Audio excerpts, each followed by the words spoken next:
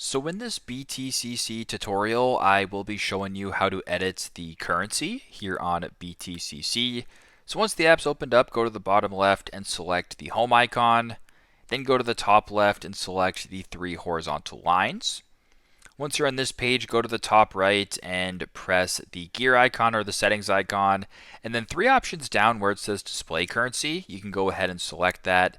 Now for me, the currency is set to USD, but if you wanted to change this, like for example, I'm in Canada, so if I wanted to change this to CAD, I can then select CAD like this. And then if I were to go back here, to the screen and maybe discover different prices, etc., it'll show me the price in Canadian dollars. So for example, if we were to look right here, SPC x USDC is 153.42. If I were to change this back right here, I will change the display settings to USD, and then I will go back to the main screen right here. I can scroll down, and if I were to go ahead and select the stuff right here, it actually didn't change, but basically you get the point.